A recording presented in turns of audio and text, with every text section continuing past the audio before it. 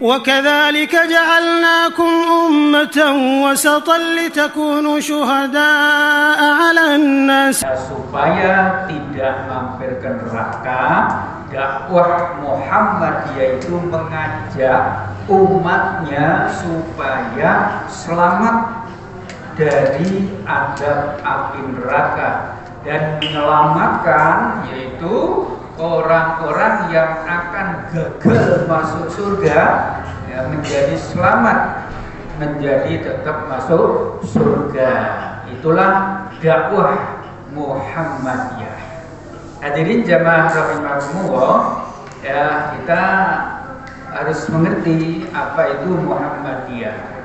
Karena banyak orang yang sinis, banyak orang yang masih benci dengan Muhammadiyah.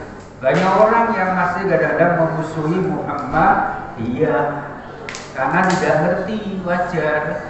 Dan kita nggak usah memusuhinya, ya kan udah ngerti ya. Nah kita hanya istighfar aja, astagfirullah. Mudah-mudahan Allah memberi petunjuk kepadanya sesuai dengan doa Rasulullah ketika dihina oleh orang kafir, dimusuhi orang kafir, ya kan? Bahkan malaikat itu memerintah pada beliau, "Wahai Rasulullah, mintalah dawuh gunung diangkat supaya diturunkan ke orang-orang yang menghinamu itu." Rasulullah tidak menuruti permintaan malaikat. Lalu Rasulullah berdoa, "Ya Allah, berilah mereka petunjuk karena mereka itu orang-orang yang tidak tahu." Kalau sudah tahu, pasti mereka tidak akan menghina Rasulullah. Sama dengan kita, ya kalau mereka tahu apa itu Muhammadiyah, maka pasti mereka tidak akan memusuhi, ya, menghina, sinis kepada Muhammadiyah. Jamaah rahimakumullah, secara singkat Muhammadiyah itu adalah organisasi yang didirikan oleh Kiai Haji Ahmad Dahlan tahun yaitu 1912 atau hijriahnya yaitu 1330 hijriah dengan tujuan bertafaul agar umatnya itu mengikuti Nabi Muhammad Sallallahu Alaihi Wasallam sehingga organisasinya disebut Muhammadiyah. Dari kata Nabi Muhammad Sallallahu Alaihi Wasallam mendapat tambahan ya nisbah. Ya nisbah itu ya yang artinya pengikut sehingga menjadi Muhammadiyah. Maka Muhammadiyah itu berarti pengikut Nabi Muhammad Sallallahu Alaihi Wasallam. Itulah organisasi Muhammadiyah. Nah, apa tujuan dakwah organisasi Muhammadiyah itu? Sudah tertera di dalam ADART-nya, yaitu menegakkan dan menjunjung tinggi agama Islam sehingga terwujud masyarakat Islam yang sebenar-benarnya. Ya, namun nanti besok mirem dah pun buka ADART ini dereng, dereng sekali. Ya. Jadi saya ulang, tujuan Muhammadiyah didirikan adalah untuk menegakkan dan menjunjung tinggi agama Islam sehingga terwujud masyarakat Islam yang sebenar-benarnya. Ini apa yang dimaksud masyarakat Islam yang sebenar-benarnya? Yaitu masyarakat yang mengikuti jejak Nabi Muhammad Sallallahu Alaihi Wasallam dalam berakidah, dalam beribadah, dalam berakhlak dan dalam bermuamalah duniawiyah. Muamalah duanya itu ya hubungan kita sesama manusia. Itu yang diinginkan oleh Muhammadiyah yang didirikan oleh Kiai Haji Ahmad Dahlan. Atau kata lain, tafsiran lain yang dimaksud Islam yang sebenar-benarnya itu ialah yaitu supaya umat Islam itu berpegang teguh kepada Al-Quran dan As-Sunnah. Jadi pedoman hidupnya hanya dua itu, Al-Quran dan As-Sunnah. Itu yang akan dijadikan pedoman hidupnya ya, supaya mereka selamat di dunia wal akhirah. Jadi itu hadirin yang dirahmati oleh Allah Subhanahu wa taala. Hadirin jamaah rahimakumullah, dalam perkembangannya dari periode ke periode bahwa Muhammadiyah terus berkembang dan luar biasa perkembangannya. Di abad kedua, artinya Muhammadiyah gerakan dakwahnya itu sudah di abad kedua ya. Jadi sudah yaitu ada di abad kedua ini sampai sekarang, mulai dari tahun 2012 ke atas itu menginjak abad kedua. Di abad sebelumnya itu adalah konteksnya, orientasinya yaitu dakwah pemurnian, tasdid, pembaharuan. Artinya apa? Mengembalikan keyakinan, kepercayaan dan sebagainya yang telah menyimpang dari Al-Quran dan Sunnah. Atau kalau tauhid sudah menyimpang dari tauhid yang benar. Kalau ibadah sudah banyak yang menambahi ibadah-ibadah yang tidak ada tuntunan dari Nabi, yaitu misalnya disebut bid'ah ya. Kalau akhlak sudah akhlaknya tidak akhlak Islami lagi, tetapi akhlak yang bersifat yaitu duniawi atau mengikuti pergaulan budaya barat atau mungkin budaya-budaya yang lain yang bertentangan dengan Islam.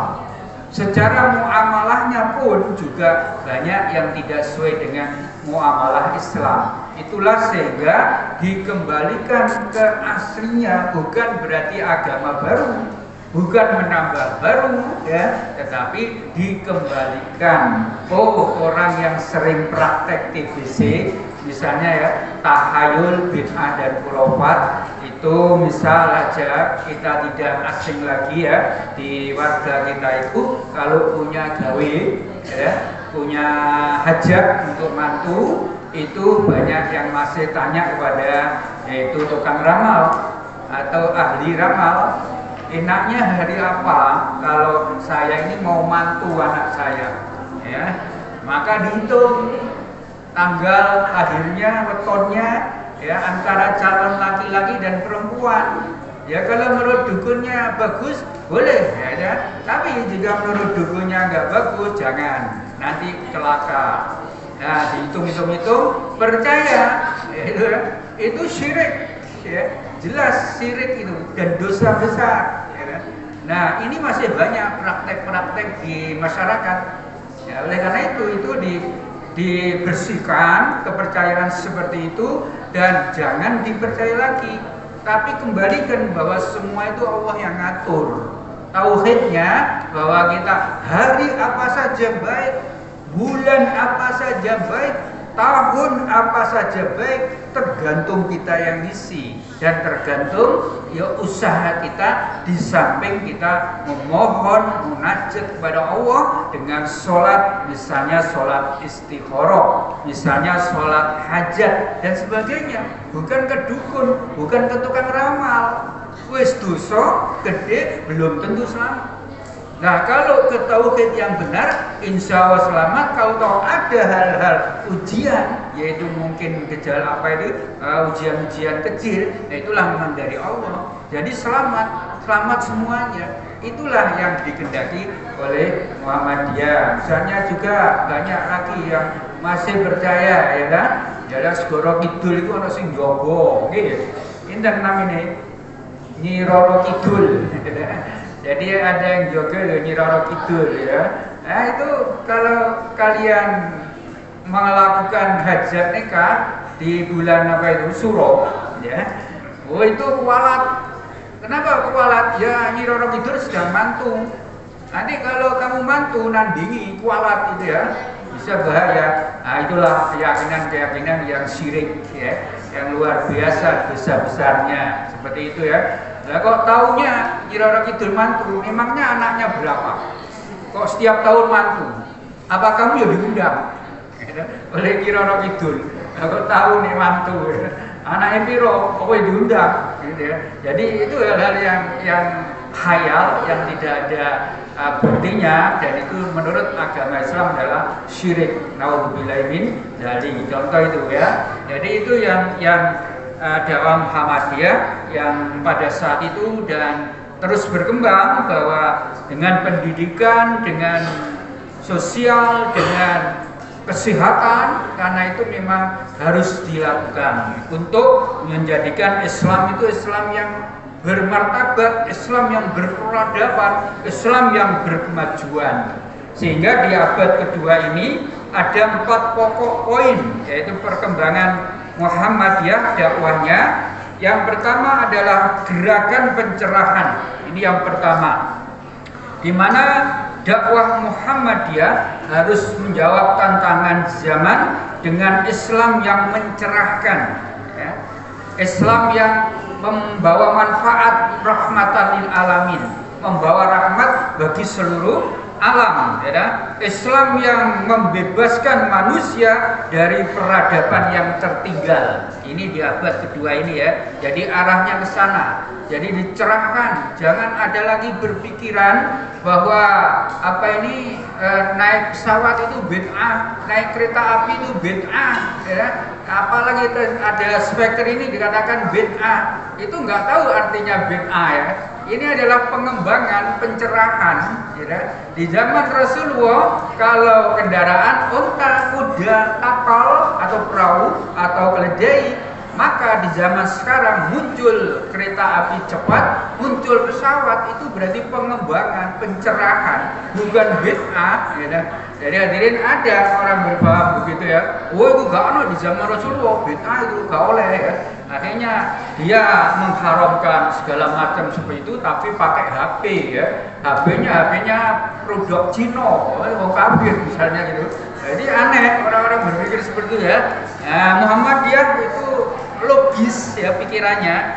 Islam itu berkembang ya. Kalau urusan tauhid ibadah itu tetap sesuai dengan konsep Allah dan Rasulnya, mulai dari dulu nanti sampai zaman kiamat. Tapi kalau urusan muamalah berkembang sesuai dengan perkembangan zaman. Itulah namanya Muhammadiyah mencerahkan. Yang kedua, Islam berkemajuan. Spirit ideologi yang menekankan pemahaman Islam yang dinamis, yang rasional, dan berorientasi pada kemajuan peradaban. Ini yang kedua ya. Jadi orientasinya Islam berkemajuan. Makanya hasil muktamar yang ke-48 di Solo kemarin atau Surakarta itu adalah mewujudkan buku yang disebut Risalah Islam Berkemajuan. Nah, Risalah Islam yang berkemajuan itu intinya bahwa Islam itu mengajarkan keseimbangan antara dunia akhirat, antara jasmani dan rohani, antara akal ya, ilmu dan yaitu jiwa kita itu seimbang, sehingga tidak ada istilah dunia tok akhirat tok, tidak ada. Ini yang hadirin jamaah rahimakumullah, dan itu semua telah diatur di dalam Al-Quran dan Sunnah. Kemudian yang ketiga adalah tajdid dan praksis, yaitu melakukan pembaharuan dan aksi nyata, praksis ya, praktek nyata di dalam bidang pendidikan ya, lalu kesehatan dan sosial untuk memajukan umat. Sehingga Muhammadiyah ini organisasi yang terkaya keempat ya, organisasi Islam terkaya keempat di dunia ya, luar biasa. Kekayaannya kalau dinilai uang itu 460 triliun sampai yaitu lebih ya. Tapi itu adalah berupa tanah, sekolah, ya, tanah wakaf, masjid dan sebagainya yang panjenengan juga sekarang ada di Masjid Ayani ini, dan kalau dihitung semua itu milik organisasi Muhammadiyah itu luar biasa ya, keempat di dunia tentang ya. Dan kalau organisasi sama Islam nomor 1 di dunia, itulah Muhammadiyah. Hadirin jamaah rahimakumullah. Yang keempat adalah kemasyarakatan, yaitu menguatkan peran sebagai gerakan dakwah amar ma'ruf nahi mungkar. Itu Muhammadiyah. Jadi peran dakwahnya untuk masyarakat, bagaimana mengajak yang baik dan mencegah yang mungkar. Ini Muhammadiyah. Karena itulah, jadi saya katakan di depan tadi, Muhammadiyah ngajak umatnya supaya selamat dunia akhirat, ya, supaya selamat dari azab neraka dan supaya langsung masuk surga tanpa transit di neraka. Hadirin perlu diketahui bahwa di dalam kekayaan Muhammadiyah itu punya perguruan tinggi 172 perguruan tinggi, sekolah punya 5.345 sekolahan, rumah sakit punya 122 dan proses pembuatan itu 20, kemudian klinik punya 231 klinik, lalu tanah wakaf itu luasnya yaitu 2.465 lokasi ya, maaf. Jadi punya tanah wakaf itu punya 2.465 tempat ya. Luas tanah yaitu 214.742.677 meter persegi ya. Jadi seluas Singapura itu tanahnya Muhammadiyah ya, kalau dihitung jadi satu semuanya. Kemudian pesantren itu 440 ya. Siapa bilang Muhammadiyah tidak punya pesantren? Justru Muhammadiyah ini pesantrennya sekarang lebih banyak daripada yang lain ya. Lalu punya juga amal usaha sosial yaitu panti asuhan dan sebagainya, itu sekitar 1012 panti asuhan. Lalu punya PCIM itu pimpinan cabang istimewa di luar negeri ya, itu 31 negara. Ada di Asia, di Eropa, di Amerika, dan ada di Australia. Juga ada yang seperti perguruan tinggi di luar negeri, Malaysia namanya UMAM ya, Universitas Muhammadiyah Malaysia. Di Australia Muhammadiyah beli tanah 10 hektar, yaitu dipakai untuk pendidikan dan dakwah Muhammadiyah. Dan itu disebut MAC ya, Muhammadiyah Australia College. Coba, jadi dakwah Muhammadiyah ini tidak hanya di Indonesia, tapi sudah merambah ke dunia atau secara global. Coba, tidak gampang mendirikan sekolah di Australia dengan di sana mayoritas orang kafir ya. Bagaimana sistem kurikulumnya, bagaimana sistem administrasinya, keuangannya itu sudah diverifikasi dan disetujui oleh pemerintah Australia. Jadi hebatnya Muhammadiyah itu luar biasa. Dakwahnya lewat pendidikan, lewat rumah sakit, lewat panti asuhan, lewat segala macam yang bisa, yaitu asal halal, dan itu tentu tidak lepas dari peran Bapak Ibu semuanya warga Muhammadiyah. Karena itu terakhir, tadi omong-omong dengan Kak Mir, di sebelah itu ada rumah yang mau dijual ya kan. Wah, itu sesungguhnya kalau jamaah urunan banyaknya 300 meter ya. 300 meter itu berarti kalau dibagi orang 100 itu 3 meteran ya kan. Kalau harganya 5 juta berarti satu orang 15 juta, cukup orang 100 ya. Tapi kalau satu meteran berarti butuh orang 300 ya. Dan cukup kalau 1 meter 5 juta berarti ya sudah dapat 1,5 M, udah bisa itu ya untuk beli ya. Itu amal jariah yang itu lebih baik daripada ibadah yang lain. Ada Bu, Bapak bertanya, yaitu ditanyakan ada Rasulullah, amal apa yang paling dicintai Allah? Maka dia menjawab, yaitu sholat. Oh bukan, sholat itu untuk dirimu sendiri. Oh kalau gitu haji, bukan, haji itu untuk dirimu sendiri. Oh kalau gitu puasa, bukan, puasa itu juga untuk dirimu. Lalu apa? Sedekah jariah. Itu amal yang paling dicintai oleh Allah. Kenapa? Karena mengalir terus sampai kiamat nanti. Coba bayangkan, jenengan sak meter ya, jerune sak jerune bumi ya, itu nanti walaupun jenengan sudah meninggal itu tetap dapat kiriman pahala terus sampai kiamat. Berapa? Masya Allah luar biasa. Jadi ya, oleh karena itu Bapak Ibu tolong kalau memang takmirnya ada upaya untuk membeli ya, jadi bantulah ya. Jadi berurunan ya. Jadi wakaf paling. Jadi sedekah jariah itulah amalan yang paling dicintai Allah daripada ibadah-ibadah yang lain. Tapi tidak harus selalu ibadah yang lain ditinggalkan, tidak. Tetap ibadah yang lain dan juga mudah-mudahan panjenengan bisa amal jariah. Demikian apa yang dapat kami sampaikan, semoga bermanfaat bagi kita semua dan mudah-mudahan kalau panjenengan diparingi sehat walafiat oleh Allah, cukup rezeki yang berkah dan panjang umur yang bermanfaat, dan nanti kalau dipanggil Allah husnul khotimah. Amin ya rabbal alamin. Nasrun minallah wa fathun qarib. Wassalamualaikum warahmatullahi wabarakatuh.